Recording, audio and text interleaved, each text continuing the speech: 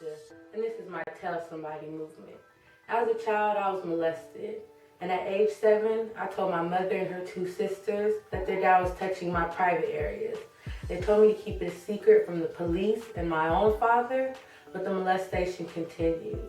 So now I'm here with my Tell Somebody movement, giving strength to other survivors. It's time to tell. And today, my aunt and my mother decided to do a Tell Somebody interview with me.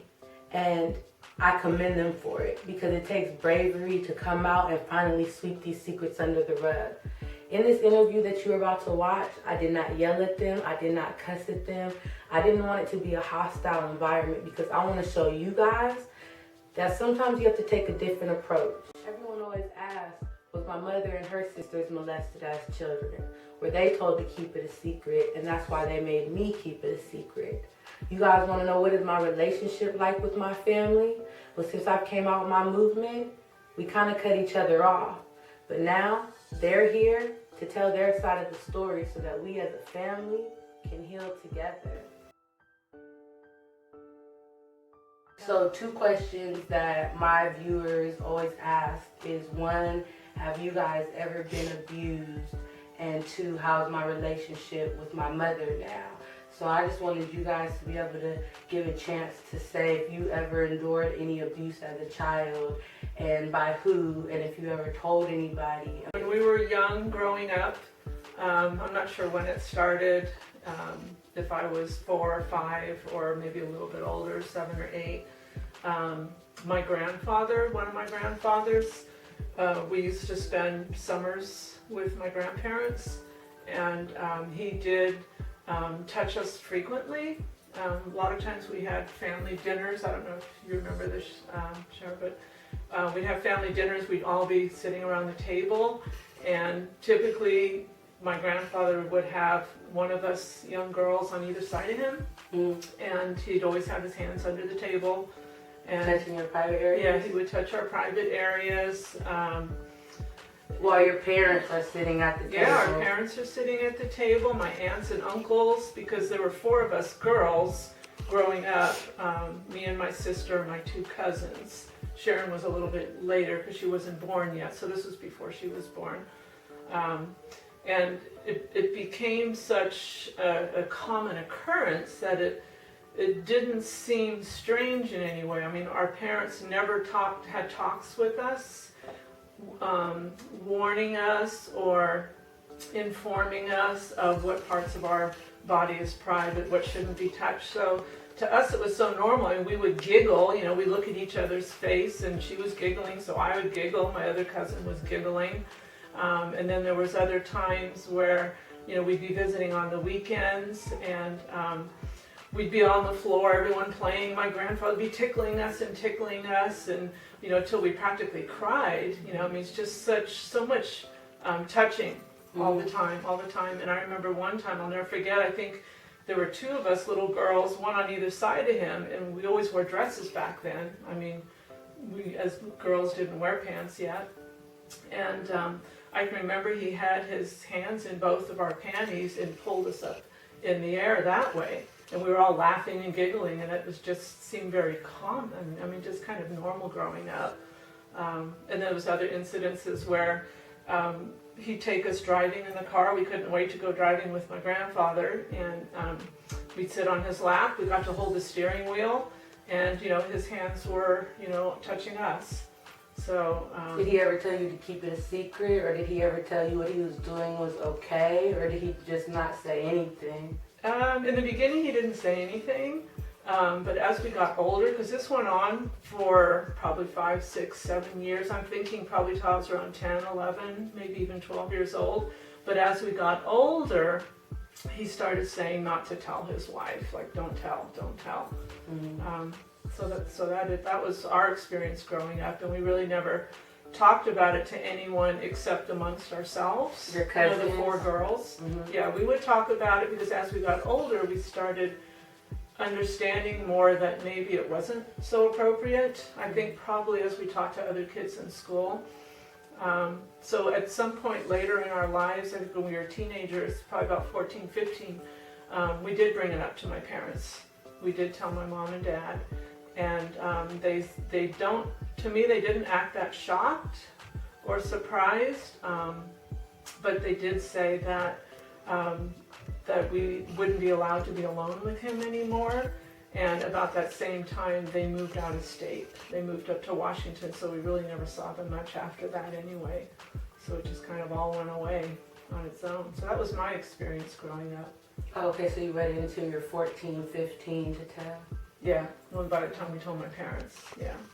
And didn't you tell me he moved to Washington and there were some other children that he...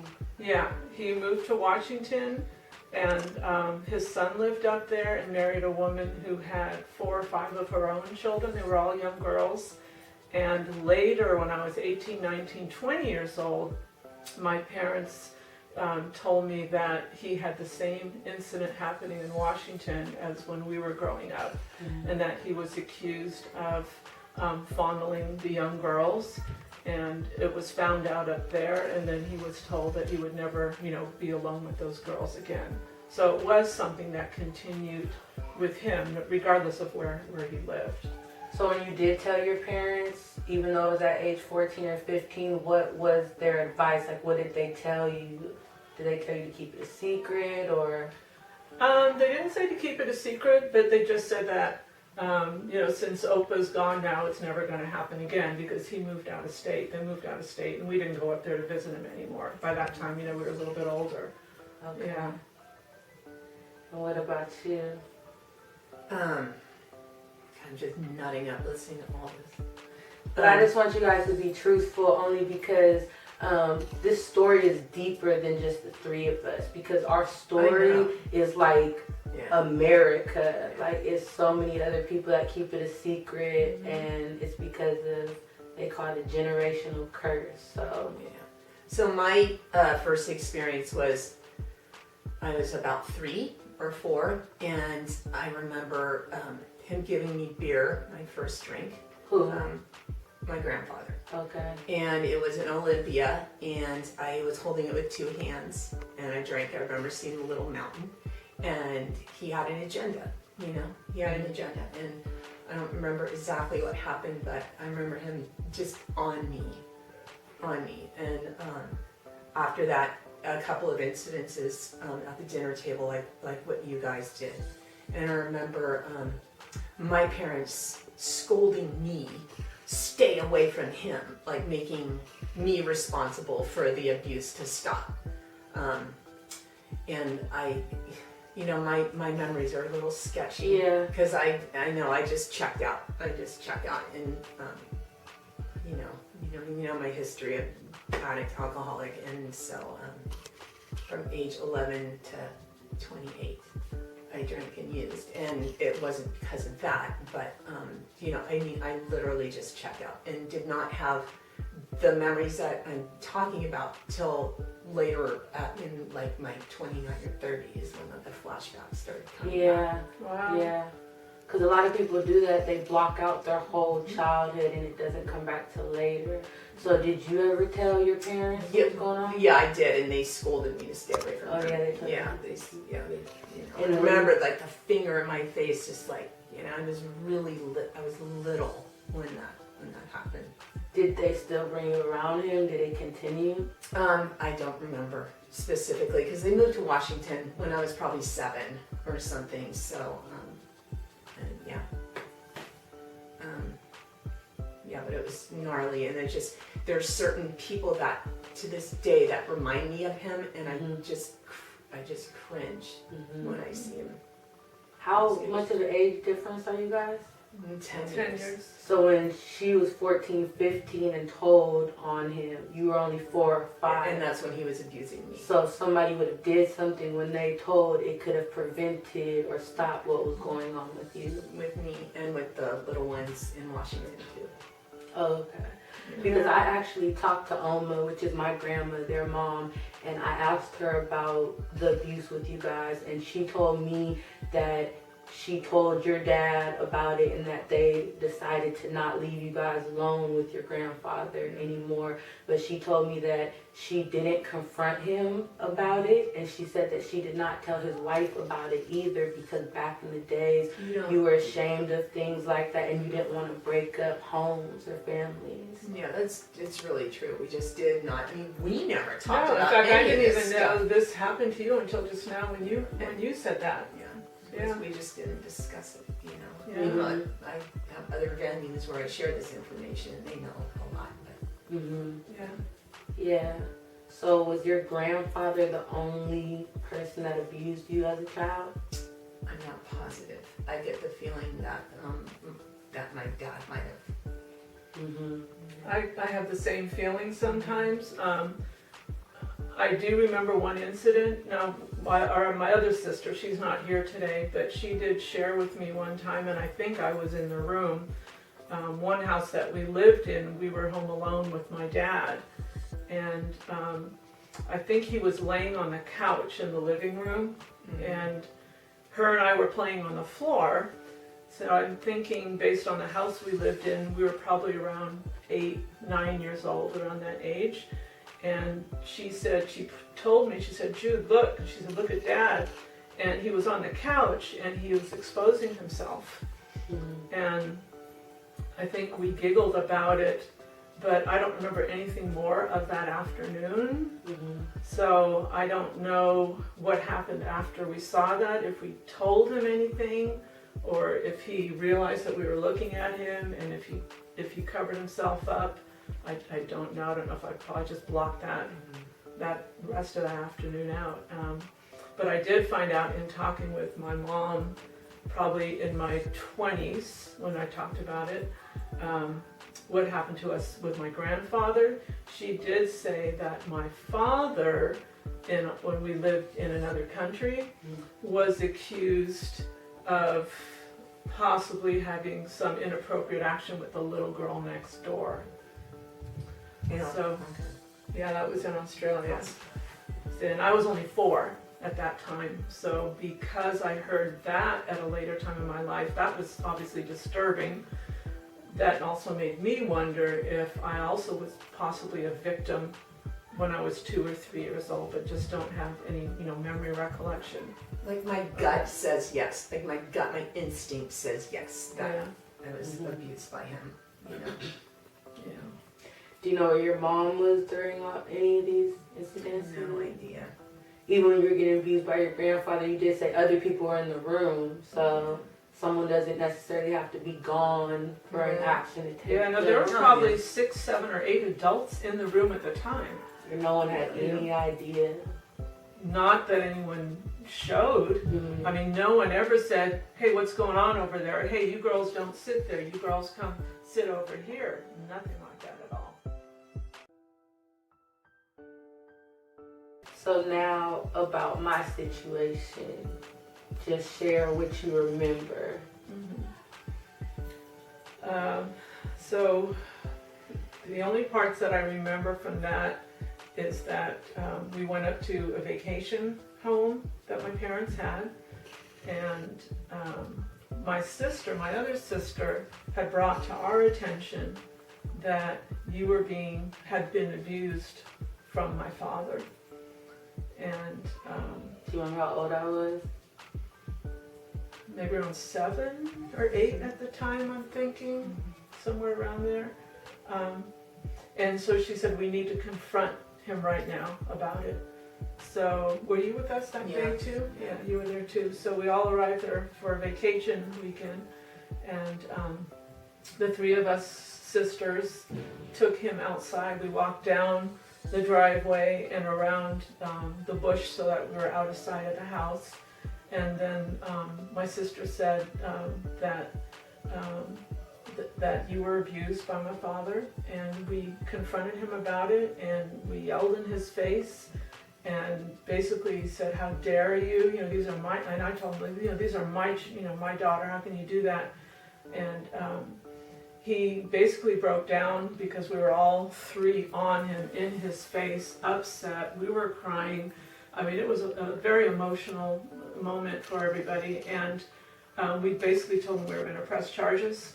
He was going to go to jail. He was going to suffer for what he did. He was going to have to pay the price. And he started crying, and he said that he would kill himself before he goes to jail, because he knew how pedophiles are going to be treated in jail. He was going to get hurt very badly if he could even stay alive in jail. But he did say if he did end up going to jail, he would hang himself. He would kill himself there. So he promised, he swore that he would never do it again. It would never happen again. I think my other sister gave him a Bible to hope that he could see, his wrongdoings and change his life and search with God. That's what I remember about that incident. Mm-hmm. I'm similar to that. And then there was a little while later, you had come and stayed with me at Arnie for a couple of days after. I remember just wanting to just shield you from everything. And I talked to him a couple of months later, and we were on El Camino Real. I'll never forget this, in front of Shaw's Ice Cream Parlor. And I just turned around and put my finger in his face and said, if you ever touch her again, I will drop a fucking dime on you like there's no tomorrow. And he went kind of white. But my thing, it's just when he threatened to commit suicide, suddenly he put that responsibility on us, Yeah. Mm-hmm. And had I been more healed at that time, I would have said, oh, that ain't my shit. That if you decide to do that, that's on you. But regardless of, he's dad. And, we protected him. And, And I've never, really dealt with a pedophile before, so just him promising it would never happen again, for me, I really honestly believed him. I really, really thought that he meant it, and it would never, ever happen again. So, because we found out from you it did continue, that was the most upsetting part, because all those years that you were still subject to that, would never have happened had we known it was still continuing. Yeah, that's why I want to talk to Oma, but she's not speaking to me. But she never had a job. So to me, in your situation, you had people around. In my situation, she was always gone. She wasn't in the kitchen or outside in the backyard. She was always gone at a store or something. So to me, I almost feel like she kind of knew what was going on, because it felt like she always left when we came. I don't know whether Oprah was sending her to the store. She went to the store sometimes and got groceries, but she was always gone. But she never said, come on kids, come with it, come with me. No, and she was always gone for long periods of time, like to where he felt comfortable enough to where, for example, he brought me into their room one time, and he pulled out a black bag and he said, yeah, look what I found today. And I was probably about 8 or 9 years old, and it was a porno magazine. And he was flipping through the pages, and he was telling me that people that loved each other did things in these magazines. And he asked me if he could do some things to me. And because nobody, like you said, taught you about your private parts, I figured it was okay. He told me it was okay. So I told him, yes, we could do some things. And he felt comfortable enough for it to go on. It's not like he was checking the door thinking Oma was going to walk in at any second. So he almost knew that she was going to be gone long enough for this to go on. And she still lives in the same house and sleeps on the same bed that these things happen. Yeah, I think she's probably pretty detached. Yeah. I'm not going to defend her. Yeah. Right. And she even told me, told me that one time when she left, because she takes walks every morning at 5 in the morning. She told me that one day when she came home from a walk at 6 in the morning, she walked upstairs and saw him standing naked. And she said, what are you doing naked? And he said, oh, I was looking for you. And she said she didn't think anything of it because he sleeps naked. But I was sitting right there wide awake. And so she told me she just thought it was normal and natural. And So I don't know what she saw or didn't see or what she knew and didn't know. But I just wanted to show my audience, because like I said, they ask about our relationship. And I feel like growing up, as long as we kept it a secret, our relationship was kind of close. But since we brought the secret out and been talking about it, you know, we distanced from each other a little bit, and we're slowly coming back together. And so I just want to show people out there that you don't have to be scared, because a lot of people write me and say, man, I want to tell, but I don't want to break up my family. I don't want these people to get divorced or these people to disown me. But you have to do it for yourself, and you have to heal, because the people that abused you, they sleep fine at night, you know, but the survivors, they don't. So it's like, when are you going to sleep good at night? When you finally get it off your chest and tell somebody. Right. So that's what I want to show to people, because in this situation, people look at you guys as bad. You know, they look at it as you guys were supposed to protect me, but you didn't.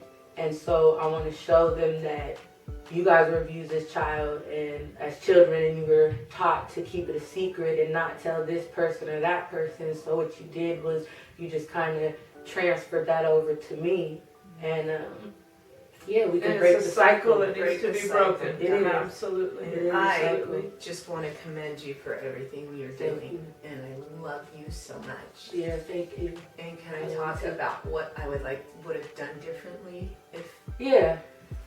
So what I would have done differently is, I wish I would have been more healed in the area of wanting to protect him as opposed to protecting you. Mm-hmm. So that it's like, if, you know, he's a responsible adult, he needs to, you know, deal with reap the rewards or suffer the consequences of your behavior. I would have wished I would have ratted him out, you know, called CPS.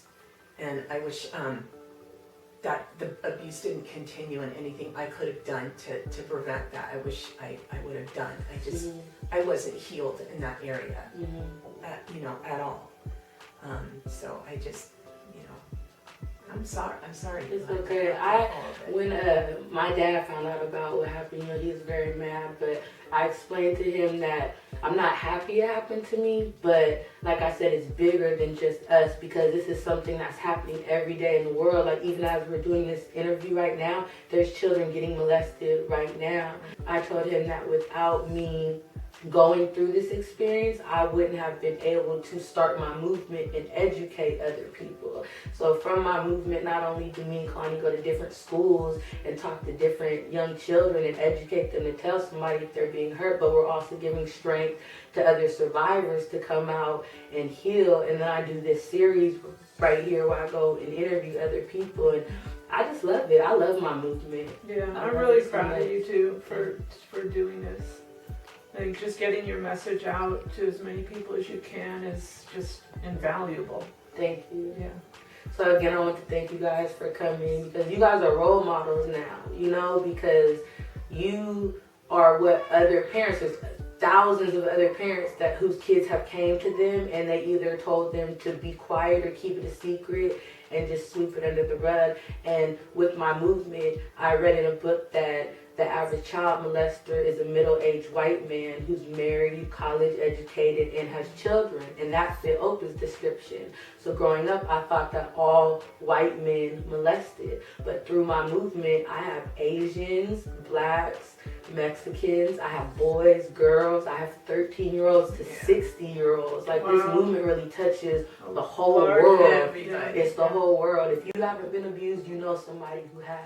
So Absolutely. tell somebody. Tell somebody. Be sure to tell somebody, because when we grew up, there were no laws. Be sure to against tell somebody, because molestation. I was told to keep it a secret, and I've also learned that secrets can kill. Tell somebody.